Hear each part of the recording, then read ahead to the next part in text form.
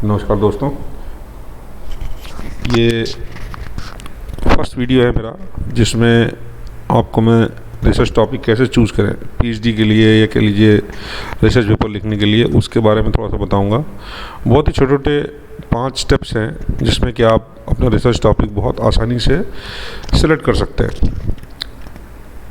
इसमें किसी भी फील्ड का स्कॉलर हो, मैनेजमेंट का हो, कॉमर्स का हो, एजुकेशन का हो, आर्ट्स का हो, वो इसमें से टॉपिक अकॉर्डिंगली चूज़ कर सकता है।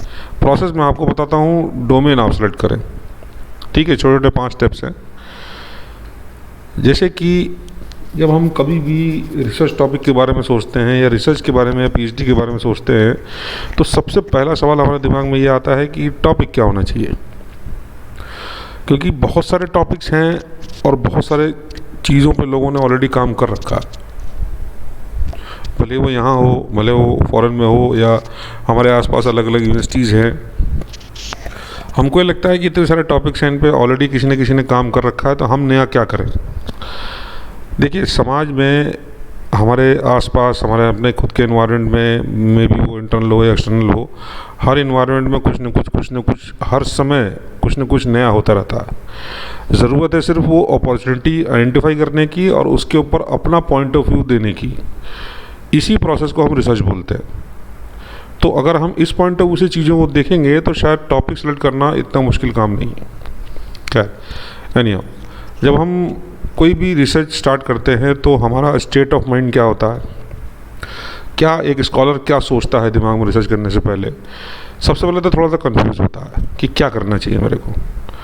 पर्टिकुलर एरिया का टॉपिक चूज़ करे, कोई स्पेसिफिक साइंटिफिक डोमेन चूज़ करे, या फिर एजुकेशनल पॉइंट ऑफ व्यू से, या आर्ट्स में, साइंस में, ह्यूमैनिटीज़ में, कॉमर्स में, मैथमेटिक्स में, क्या ले ऐसा जो हमारे एरिया से रेलेवेंट हो और प्लस कुछ नया हम कंट्रीब्यूट भी कर पाएँ। तो थोड़ा सा कन्फ्यूजन का स्टेट रहता है, क्योंकि वो सबसे बड़ा डर ये होता है कि जिस टॉपिक को हम लेंगे वो भविष्य में जाके इस पर काम कर पाएंगे कि नहीं कर पाएंगे, ये थोड़ा सा रहता है।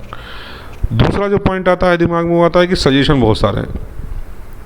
आप जब पीएचडी करने निकलते हैं या जब आप रिसर्च पेपर लिखने बैठते हैं तो आप बहुत सारे लोगों से राय लेते हैं, अपने कोलीग से, पीयर से, टीचर से, स्टूडेंट से, और भी बहुत सारे सेगमेंट हैं जहाँ से आप कुछ सजेशंस आते हैं। वो सजेशन इतने ज़्यादा होते हैं कि वो सजेशंस को एसिमुलेट करना और उसमें से अपने काम का कंपोनेंट या वेरिएबल चूज़ करना बहुत मुश्किल काम है। ठीक है, तो थोड़ा सा वो रहता है। फिर जब आप किसी से कुछ पूछते हैं तो वो अपने आपको आपका गाइड मानना शुरू कर देता है, या अपने आप को ज्ञानी बोलते हैं ना, जिसको वो मानना स्टार्ट कर देता है कि नहीं, मुझे तो सब पता, मैं जो बोलूँगा ना वो ये मान लेगा।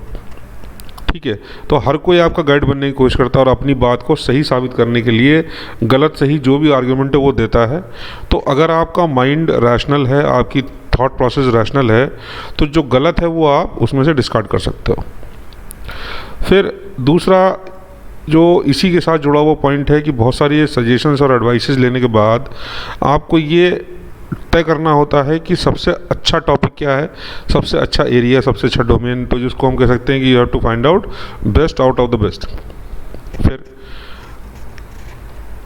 डिटेल के लिए कहाँ देखें, जो टॉपिक आपने चूज़ किया है उससे रिलेटेड क्या क्या कंपोनेंट्स या डायमेंशंस हैं वो आपको कहाँ से पता चलेंगे, ये आइडेंटिफाई करना। उसके लिए कहाँ, कौन से एवेन्यूज़ हैं, कौन सी बुक्स देखें, कौन से चैनल्स देखें, ठीक है, कौन से वेबसाइट्स पे जाएं, गूगल में क्या सर्च करें। तो ये बहुत सारे सवाल अपने दिमाग में होते हैं। होम टू कंसल्ट, सबसे इम्पोर्टेंट व्यक्ति जो है हमारे रिसर्च के टाइम में जो भी होता है वो हमारा गाइड होता है। और जब हम पढ़ रहे होते हैं, जॉब कर रहे हैं, तो हमारा एचओडी, हमारा जो भी रिस्पेक्टिव सीनियर होता है, या वो व्यक्ति जो ऑलरेडी रिसर्च कर चुका हो या रिसर्च पेपर लिख चुका हो, वो हमारे लिए कंसल्टेशन का एक सोर्स होता है। ठीक है, इसके अलावा भी बहुत सारे डोमेन हैं, वो आप ग्रेजुअली जब प्रोसेस में आएंगे तो आपको पता चलेंगे। तो ये बेसिक स्टेट ऑफ माइंड है। फिर जो पहला स्टेप मैं आपको बताना चाहूँगा वो स्टेप है कि आपके लिए सोर्सेज ढूंढना, या के लिए एवेन्यूज आइडेंटिफाई करना कि आपको सोर्स क्या है जहाँ से आपको किसी भी पर्टिकुलर एरिया के बारे में डिटेल मिल सकता है। ठीक है, तो जब आप स्पेसिफिकली पीएचडी के लिए जा रहे हैं, डॉक्टर ऑफ फिलॉसफी के लिए जा रहे हैं, तो आप किसी भी सोर्स को राशन नहीं करें। मतलब ये मत सोचें कि नहीं यहाँ से तो क्या मिलेगा यार। हो सकता है कि एक दिन आपको सुबह सुबह न्यूज़पेपर पढ़ते के टाइम कोई अच्छा टॉपिक मिल जाए, ठीक है। तो आप जिस भी सोर्स से आमना सामना आपका होता है उससे देखते हुए आप उसमें से नोट्स ज़रूर लेते रहें। 2 लाइन 3 लाइन के एक छोटे सा नोटबुक साथ में रखें उस पीरियड तक जब तक आप टॉपिक चूज़ कर रहे हैं, ठीक है।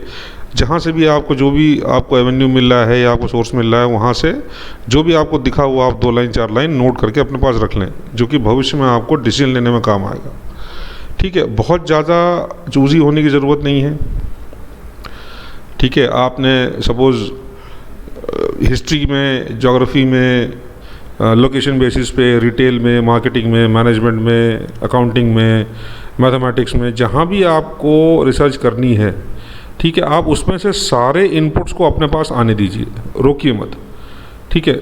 आने दीजिए और उनको नोट करते जाइए। तो ये एवेन्यूज़ हो गए। फिर आपको क्या करना है, फिर आपको एक मेजर प्रॉब्लम आइडेंटिफाई करनी है। जो आपने सारा डेटा इकट्ठा किया सब जगह से, आपको क्या करना है, आपको उसमें से एक प्रॉब्लम आइडेंटिफाई करनी है, क्योंकि प्रॉब्लम होगी तभी रिसर्च है। अगर प्रॉब्लम नहीं है तो फिर रिसर्च ही नहीं है ना। If there is a problem then there is research, and if there is no problem then we can not conduct research on that particular issue. तो उस पर रिसर्च नहीं कर सकते हम। तो प्रॉब्लम आइडेंटिफाई होना बहुत ज़रूरी है। जैसे कि अभी रिसेंट पास्ट में अगर हम देखें हैं, तो एग्जाम्पल के लिए आप देखें कि कोविड-19 में के ड्यूरेशन में और उस पीरियड में बहुत सारी कंपनीज़ की सेल डाउन हुई। कुछ एक कंपनीज़ जो हैं, जैसे जो एफएमसीजी गुड्स बनाती हैं और चीज़ें बनाती हैं, वो तो खैर चलिए जहाँ है वहाँ है, लेकिन उसके अलावा जैसे कि अपैरल बिजनेस है, अपैरल का मतलब जो रेडीमेड क्लोथ्स आते हैं, ठीक है, वो अपैरल कंपनीज़, तो स्पेसिफिकली उनकी सेल डाउन हुई, ठीक है। तो ये आइडेंटिफाई करना इतना मुश्किल काम नहीं था कि आप ऐसे 10 डोमेन आइडेंटिफाई कर लें या 10 कंपनीज तरह की इंडस्ट्रीज आइडेंटिफाई कर लें जिनका बिजनेस कोविड में डाउन हुआ, लगभग सभी का हुआ, ठीक है। तो उसमें से 10 कंपनीज या इंडस्ट्रीज़ के नाम लिख लें और आप ये देखें कि सबसे ज़्यादा इम्पैक्ट किस पे पड़ा। तो एग्जांपल के लिए हमें मान के चलते हैं कि अपैरल कंपनीज़ पे बहुत ज़्यादा इम्पैक्ट पड़ा, ठीक है। ये तो एक न्यूज़ हो गई, ठीक है। अब आपको ये सोचना है कि आप क्या कर सकते हैं। Can you do something to improve the sales. आप क्या कर सकते हो बीइंग अ रिसर्चर या मैनेजमेंट स्कॉलर या जो भी है, उस स्टेज पे आप कंपनीज़ को क्या कर सकते हो जिससे उनकी सेल इम्प्रूव हो जाए, क्या सजेस्ट कर सकते हो, ठीक है। अब इससे रिलेटेड कुछ एक कंपोनेंट्स आप आइडेंटिफाई करें, उनको नोट डाउन करें कि ये प्रॉब्लम्स हैं जो कंपनीज फेस कर रही हैं जिनके कारण इनका सेल डाउन हुआ। जैसे कि ट्रांसपोर्टेशन हो गया, प्रमोशन एवेन्यूज़ हो गए, कंपनी ओन शोरूम्स हो गए जो कि बंद रहे बहुत समय तक, ठीक है। ऑर्डर्स कैंसिल हुए, रॉ मटेरियल अवेलेबल नहीं था, लॉजिस्टिक्स में इशू आया, सप्लाई चेन में इशू आया। तो उसमें से कुछ एक इश्यूज़ आप आइडेंटिफाई करके अपने पास रखें कि हाँ, अपैरल कंपनीज़ के सेल डाउन होने के कोविड-19 में ये कारण रहे, उनको आप लिख कर रख लें। ये सेकंड स्टेप हो गया कि आपको एक मेजर प्रॉब्लम आइडेंटिफाई करनी है। फिर तीसरा step, convert the problem in topic. आपने उसी इशू को या उसी प्रॉब्लम को अपना टॉपिक बना लिया। क्या टॉपिक बना लिया? जैसे कि how to improve the sales of apparel companies in the period of कोविड-19 बन गया topic. How to improve the sale of apparel companies in the period of कोविड-19 या पोस्ट कोविड-19 में भी जो भी है वो आपने ले लिया। अब ये हमारे हिसाब से टॉपिक बन गया क्या? दिखता तो टॉपिक जैसा है क्या? ठीक है कि इम्पेरिकल, इसको ऐसे मान सकते हैं कि empirical analysis on improvement of sales in of apparel companies during the period of कोविड-19, ये भी बोल सकते हैं। तो टॉपिक बन गया हमारे हिसाब से। वो सही में बन गया? शायद नहीं। अभी इसमें कुछ और जोड़ना है। क्या जोड़ना है? टॉपिक कंप्लीट कैसे होगा वो देखिए। कोई एक डोमेन होगा, जैसे कि आपका सेलेक्ट वन डोमेन, ये चौथा पॉइंट है, ठीक है। ये चौथा स्टेप मान लें इसको कि आपको एक डोमेन आइडेंटिफाई करना है। डोमेन क्या हो सकता है कि जैसे मैंने अभी बोला कि बहुत सारे कंपोनेंट होंगे जिनके कारण अपैरल कंपनीज की सेल्स डाउन हुई, जैसे कि प्रमोशन है, प्राइस है, रिलेटिव मार्केट फोर्सेस हैं, कंपटीशन है, लॉजिस्टिक्स है, सप्लाई चेन है, ट्रांसपोर्टेशन है, रॉ मटेरियल है, एटसेट्रा एटसेट्रा एटसेट्रा। बहुत सारे एवेन्यूज हो सकते हैं जिनके कारण ये सेल डाउन हुई, ठीक है, मान लिया। उसके बाद ठीक है, आपने वेन्यू आइडेंटिफाई कर लिया, मान लीजिए हमने प्रमोशन, प्राइस, मार्केट फैक्टर्स या इन्वायरमेंट में से कोई एक ले लिया। अब टॉपिक क्या बनता है आप देखें, बिल्कुल जो ये पहले आपने देखा, how to improve the sales of apparel companies in period of कोविड-19, ये टॉपिक देखिए आप 100% चेंज हो जाएगा डोमेन आइडेंटिफाई करने के बाद। क्या टॉपिक हो गया, जैसे 5वां क्या आ गया, फाइंड द रीजंस। ठीक है, अब आपने यहाँ पे जब डोमेन आइडेंटिफाई कर लिया तो उसका इम्पैक्ट अपरेल कंपनीज के बिजनेस पे पड़ने का रीज़न क्या था। क्या इन्वायरमेंट था, शायद हो सकता है, क्या कंपटीशन था, वो भी हो सकता है, क्या प्राइस था, वो भी हो सकता है। तो हमने अपने पॉइंट ऑफ व्यू से प्रमोशन आइडेंटिफाई कर लिया। हर एक बार जब आप एक कंपोनेंट आइडेंटिफाई करेंगे, आपको हर बार स्टेप 1 रिपीट करना पड़ेगा, हर बार स्टेप 1 रिपीट करना पड़ेगा। और ये क्वेश्चन आप कई बार अपने आप से पूछेंगे, उतनी बार पूछेंगे जितने डोमेन आप आइडेंटिफाई करेंगे। ठीक है, ये है 5वां स्टेप। ठीक है, अब यहाँ पर जब आपके पास रीज़न आ गया तो आपका टॉपिक 360 डिग्री चेंज हो गया, उसका ओवरव्यू चेंज हो गया, उसका नेचर चेंज हो गया, उसका ओरिएंटेशन चेंज हो गया। आप देखें, अब टॉपिक क्या हो गया, an empirical evaluation of environmental factors on sales of men's apparel during कोविड-19 with reference to the state of Rajasthan. अब देखिए यहाँ पे बहुत सारे इंपॉर्टेंट कंपोनेंट आ गए कि पहली बात तो ये एम्पिरिकल इवैल्यूएशन होगा, मतलब कि इस पे आपको प्राइमरी डेटा इकट्ठा करके काम करना पड़ेगा, ये इससे शो हो गया। दूसरा क्या शो हो गया, दूसरा हो गया एनवायरमेंटल इफेक्ट, कि अगर उस बिज़नेस पे इन्वायरमेंट का क्या इफेक्ट पड़ा। ठीक है, सेल्स पे क्या इम्पैक्ट पड़ा, कौन सी सेल्स पे, अपैरल किसके, बच्चों के, बड़ों के, मेल्स के, फीमेल्स के, किसके। तो हमने क्या कह दिया कि मेंस अपैरल। पीरियड क्या हो गया, कोविड-19 का। और कहाँ स्टडी कंडक्ट करेंगे, हम कंडक्ट करेंगे स्टेट ऑफ राजस्थान। तो जब आप ये टॉपिक किसी को बताएंगे तो उसके लिए ये आइडेंटिफाई करना बिल्कुल आसान होगा कि हाँ, ये आपका सारा वर्क डोमेन है।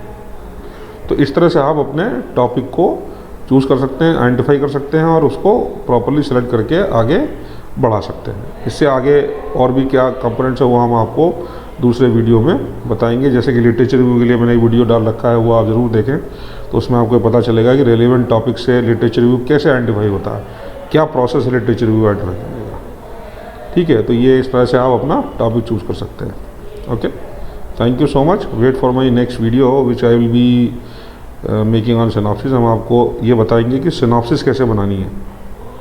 हम स्टेप बाय स्टेप आपको पूरी सीरीज़ वीडियोस की देंगे जो आपको ये बताएगी कि आप अपनी रिसर्च में कैसे कैसे आगे बढ़ सकते हैं। अगर एक लॉन्गिट्यूडनल स्टडी है तो उसमें आगे कैसे बढ़ सकते हैं। तो हमारा जो नेक्स्ट स्टेप होगा वो सिनॉप्सिस बनाने का होगा, वो हम आपको वीडियो पोस्ट करेंगे। आप थोड़ा वेट करें, maybe within a week और 10 डेज वो वीडियो आपके पास आएगी। Okay, thank you.